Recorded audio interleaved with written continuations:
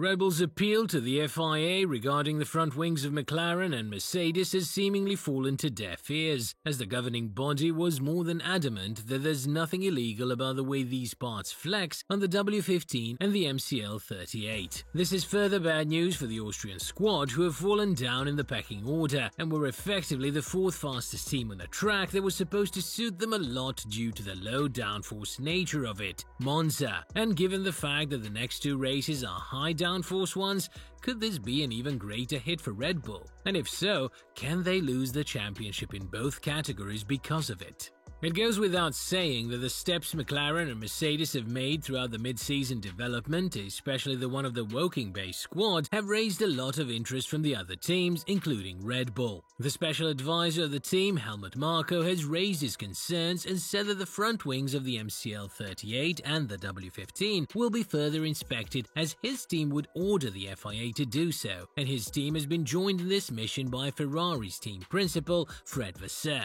However, the statement that arrived from the FIA was definitely not what they wanted to hear, as in an official letter the governing body stated. Since the Belgian GP, the FIA has acquired additional data during FP1 and FP2 sessions to assess dynamic behaviors through an FIA-mandated video camera that captures areas of the front wing that are not visible through the official FOM cameras. This exercise will continue at least up until Singapore to ensure every team will have been running the mandated FIA camera on different types of tracks, low, medium and high downforce. This will allow the FIA to draw the most objective picture of the situation and quantify differences between the various dynamic patterns observed on track. No component is infinitely stiff, which is the reason why there are low deflection tests in the regulations. This goes to show that the FIA is adamant that even if there are irregularities in the front wings of certain cars that have been asked to be inspected to a greater extent, they do not plan on taking something over it, as the governing body admitted that the front wing is quite a challenging area,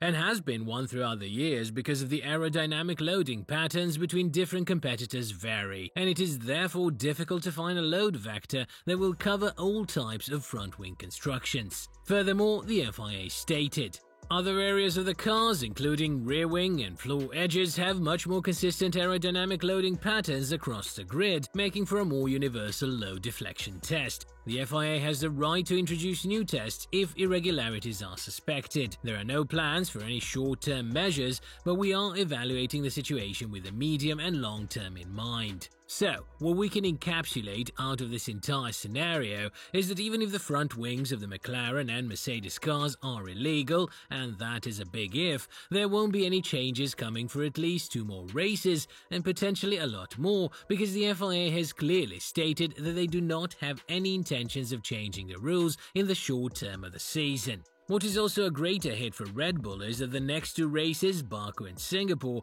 are ones in which the stability of the RB20 will take an additional hit, as the latter race has been the weakest point even in the most dominant era of the car, the RB19, because this was the only race that wasn't won by this car out of the 22 venues we've visited in 2023. There are 2 options that Red Bull and Ferrari have in front of them right now, and both of them seem to be massive losses for these teams. The first one is that they opt for allocating a huge amount of their current development budget in order to install these flexi wings to their cars as well, which isn't a guarantee in terms of performance gain because they have developed the car in a certain direction that didn't really bode well with this performance and design. The other solution, which is more practical, is that these 2 teams would focus more on 2025 and therefore would abandon 2024's grey area that has been expanded to a greater extent by McLaren and Mercedes, as accused by Red Bull and Ferrari. And with this, it's more or less thrown championships from Red Bull in both categories, because the car is effectively going to struggle in scoring podium finishes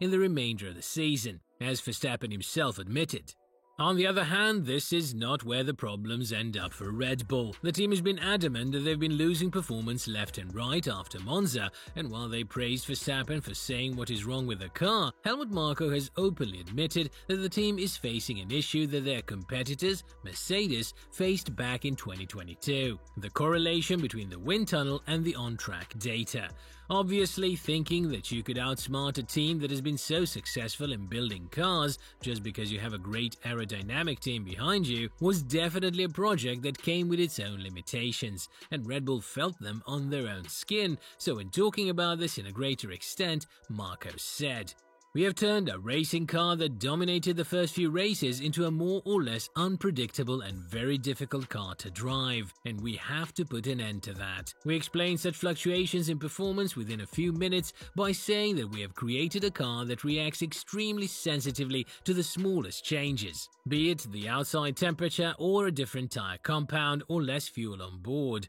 and then the good vehicle balance is gone again. We also believe that comparing the findings from the wind tunnel and the racetrack is also part of the problem. This statement was more or less shared by Verstappen as well, who went on to say that not only the team won't be able to fight for podium finishes with the current race car they have, but they won't be anywhere near sniffing the race wins in the remainder of the 8 venues, which also include 3 sprint events as well. This is a massive headache for Red Bull in the Constructors' Championship because, as all things stand, they will be dropping to P3 behind McLaren and Ferrari, and on the other hand, Verstappen's lead to Norris has taken yet another 8-point dip in Monza, as the Dutchman is now 62 points ahead of the Brit after 2 races in the second half of the season. Again, it's very hard to not relate all these issues to the departure of Newey, but according to Horner, there's nothing wrong with the fact that Newey isn't with them anymore, and even though Marko stated that had the Brit mastermind been part of the team and had he worked on the current concept of the car, he could have definitely fixed some of the underlying issues of the car, Horner doesn't particularly agree with this take. Elaborating further on this, the 50-year-old team principal of Red Bull said, "I think we would have had all these problems anyway, because the problems were already there, and the contribution of one man could never help so dramatically and so quickly. The problems had already started in Miami, and Newey was still involved in the project then. He would be working with the same people. Formula One is a team sport, and the team will find a solution even without Newey." Even though the latest development with the front wings is bad news for Ferrari as well, the Maranello team is now hopeful that they can shed more points away from McLaren and Red Bull in the next 2 races and become a lot more competitive in both championships, despite Leclerc's deficit of Verstappen being just under 100 points. The Monegasque is now adamant that there's more pace coming out of the car in the next event, and this is definitely pouring some hope that the championship is far from over. So as all things stand, we are set to have a very interesting ending of the 2024 season. But not if you're a Red Bull fan. With the latest statement of Wolff, who said that giving up on Verstappen is all but a done deal for 2026, this will be something that the 3-time world champion will have to pay close attention to, because according to his father, he has been pointing out these issues for quite some time now, but nobody listened to him, because he was able to win races with a troublesome car that the RB20 turned out to be. Now that Verstappen is in the same boat as Perez, it's obvious that the deficit is coming from the car, and if the team doesn't do anything to fix it sooner rather than later, it will open up a Pandora box of questions that the team might not have answers to, which could lead to an early departure from Verstappen. With all this in mind, what do you think about the remainder of 2024 and the problems that Red Bull are facing with the front wings of McLaren and Mercedes being proclaimed legal? Let us know in the comments below.